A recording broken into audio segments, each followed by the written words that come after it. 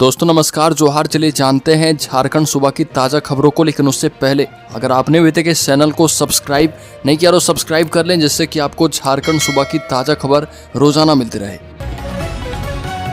सबसे पहली खबर, अब हर प्राइवेट स्कूल में पीटीए की जानकारी बोर्ड पर लगाना होगा जरूरी। राज्य के शिक्षा विभाग ने शहर के सभी प्राइवेट स्कूलों को सख्त हिदायत दी है। वो अपने स्कूल में माता पिता और शिक्षकों की जो कमेटी बनी है उसकी पूरी जानकारी स्कूल के बोर्ड पर चिपकाएं।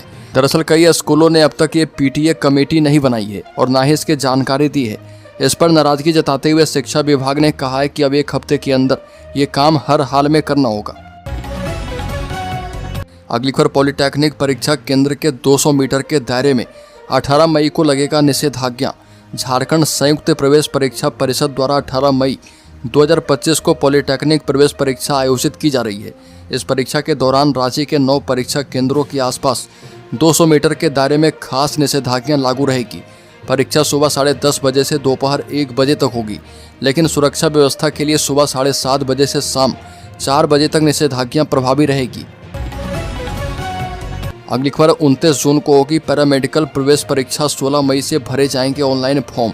राज्य के सरकारी एवं गैर सरकारी फार्मेसी एवं पैरामेडिकल संस्थानों में संचालित डिप्लोमा एवं सर्टिफिकेट पाठ्यक्रमों में नामांकन के लिए पैरामेडिकल प्रवेश परीक्षा 29 जून को राज्य के विभिन्न केंद्रों पर आयोजित होगी। झारखंड संयुक्त प्रवेश प्रतियोगिता परीक्षा परिषद द्वारा आयोजित होने वाले इस प्रवेश परीक्षा में सम्मिलित होने के लिए ऑनलाइन फॉर्म भरे जाएंगे। अगली खबर, रांची सदर अस्पताल में गूंजेगी टेस्ट ट्यूब। बच्चों की किलकारी। 20 से 25 हजार रुपये में ले पाएंगे आईवीएफ का लाभ। राजधानी रांची में अब सरकारी अस्पताल में भी टेस्ट ट्यूब बेबी की सुविधा उपलब्ध होने जा रही है। निसंतान लोगों के लिए वरदान साबित होगा। आवश्यकतामंद दंपति काफ़ी कम पैसे में इसका लाभ उठा पाएंगे। अभी निजी अस्पतालों में इस उपचार और सुविधा के लिए लोगों को लाखों रुपए खर्च करने पड़ते हैं। अगली खबर, सीएम हेमंत सोरेन पहुंचे मंत्री योगेंद्र प्रसाद के आवास। मंत्री का जाना हालचाल। झारखंड के मुख्यमंत्री हेमंत सोरेन उत्पाद एवं मद्य निषेध विभाग के मंत्री योगेंद्र प्रसाद के स्मार्ट सिटी रांची स्थित आवास पहुंचे। वहां पर उन्होंने मंत्री योगेंद्र प्रसाद से भेंट कर उनका कुशल क्षेम जाना है।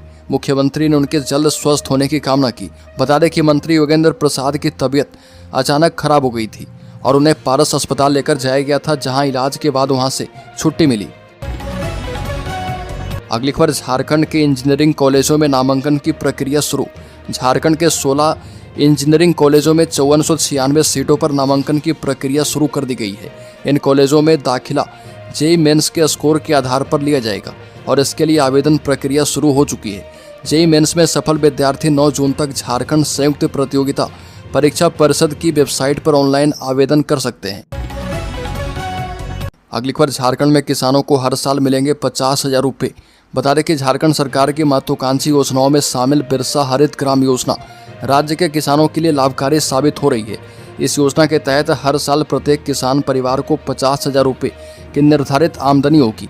साथ ही किसानों को फलदार वृक्ष लगाने और उसकी देखभाल करने संबंधित रोजगार का लाभ मिलेगा। जानकारी के मुताबिक बिरसा हरित ग्राम योजना के अंतर्गत राज्य में 5 करोड़ पौधे लगाने का लक्ष्य रखा गया है। अगली खबर, झारखंड के जंगल में होती थी ब्राउन शुगर की प्रोसेसिंग। 2 ड्रग तस्करों की गिरफ्तारी से हुआ खुलासा। बता दें कि गिद्धौर पुलिस ने 20 लाख के ब्राउन शुगर के साथ 2 तस्करों को गिरफ्तार किया है और गिरफ्तार तस्करों में गिद्धौर थाना क्षेत्र के सलगा गांव निवासी धर्मेंद्र यादव उर्फ धनंजय यादव एवं गिद्धौर गांव निवासी दीपक कुमार दांगी शामिल है।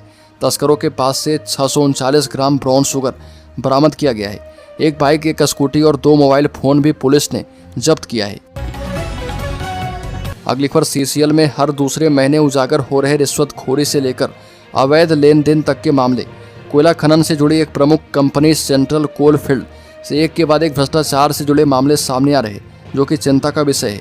बीते 1 वर्ष में ऐसे 7 मामले सामने आ चुके हैं, जो यह दर्शाता है कि हर दूसरे महीने सीसीएल में रिश्वत या फिर अवैध लेन देन से जुड़े भ्रष्टाचार के मामले उजागर हो रहे। इन मामलों की जाँच केंद्रीय जाँच ब्यूरो कर रही है और सभी मामले अलग अलग प्रकृति के हैं। अगली खबर, विधानसभा की आवास समिति अध्ययन यात्रा पर निकली। झारखंड विधानसभा की आवास समिति 1 सप्ताह की अध्ययन यात्रा पर निकली है। समिति अपनी यात्रा के दौरान जमशेदपुर, सरायकेला, खूंटी, हजारीबाग, चतरा और लातेहार जिले में उपायुक्त सहित अन्य अधिकारी के साथ बैठकें करेगी और इससे संबंधित जिलों में सरकारी भवनों से जुड़ी योजनाओं की वर्तमान स्थिति की जानकारी मिलेगी। अगली खबर 5वीं जेपीएससी नियुक्ति प्रक्रिया मामले में अब दिव्यांगों को भी मिलेगा आरक्षण का लाभ। बता दें कि सुप्रीम कोर्ट ने 5वीं जेपीएससी नियुक्ति से संबंधित मामले में सुनवाई करते हुए झारखंड सरकार को दिव्यांग उम्मीदवारों को आरक्षण का लाभ देने का निर्देश दिया है। सुप्रीम कोर्ट ने कहा कि यदि आरक्षित श्रेणी के उम्मीदवारों ने मेरिट के आधार पर सामान्य कैटेगरी की सीटें हासिल की है तो उनकी आरक्षित सीटों को अन्य योग्य दिव्यांग उम्मीदवारों को दिया जाना चाहिए। अगली खबर झारखंड सरकार पर भाजपा का हमला, कहा कि नियुक्ति एवं शराब नीति दोनों गलत। झारखंड भाजपा के प्रदेश प्रवक्ता अजय शाह ने राज्य सरकार पर निशाना साधते हुए कहा कि सरकार की नियुक्ति नीति और शराब नीति दोनों ही गलत दिशा में जा रही है। अजय शाह ने सवाल उठाया कि बिना स्थानीय नीति के शिक्षक नियुक्ति रूल बुक कैसे बनाई जा सकती है। उन्होंने कहा कि सरकार ने 5.5 वर्षों में स्थानीय नीति बनाने में विफल रही, लेकिन स्थानीयता के नाम पर राजनीति चमकाने का मौका नहीं छोड़ती है। अगली खबर सेकंड जेपीएससी सीबीआई कोर्ट में सुनवाई पूरी, फैसला सुरक्षित। बता दें कि झारखंड में द्वितीय जेपीएससी घोटाला मामले में हजारीबाग के एसपी अरविंद कुमार सिंह समेत 4 आरोपियों की अग्रिम जमानत याचिका पर सीबीआई की विशेष कोर्ट में सुनवाई पूरी हो गई है। कोर्ट ने अब फैसला सुरक्षित रख लिया है। 20 मई को कोर्ट अपना फैसला सुनाएगी। सीबीआई की जांच में पता चला है कि तत्कालीन जेपीएससी के सदस्य और कोऑर्डिनेटर के कहने पर 12 अभ्यर्थियों के अंक बढ़ाए गए थे। अगली खबर, राज्य में बुजुर्गों को मुफ्त इलाज, प्रोफेशनल कॉलेजों की फीस होगी तय। मुख्यमंत्री हेमंत सोरेन की अध्यक्षता में कैबिनेट बैठक में झारखंड सरकार ने आम जनता से जुड़ी कई बड़ी योजनाओं और नियमों को मंजूरी दी है। इस बैठक में शिक्षा, स्वास्थ्य, सड़क, जल प्रशासन और सामाजिक सुरक्षा जैसे कई क्षेत्र से जुड़े फैसले लिए गए और इनमें राज्य के 70 साल से ऊपर के बुजुर्गों को अब सरकारी अस्पतालों में मुफ्त इलाज मिलेगा। यह सुविधा आयुष्मान वय वंदना योजना के तहत दी जाएगी। अगली खबर, बीमारी नहीं बनेगी बोझ, इलाज के लिए सरकार देगी 5 लाख रुपए।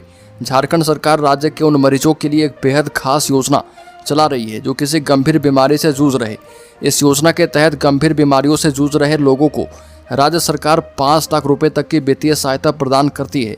गंभीर बीमारी के अलावा एसिड अटैक पीड़ितों को भी इस योजना का लाभ मिलता है। इस खास योजना का नाम मुख्यमंत्री गंभीर बीमारी उपचार योजना है और इस योजना को स्वास्थ्य, चिकित्सा, शिक्षा एवं परिवार कल्याण विभाग द्वारा लागू किया गया है।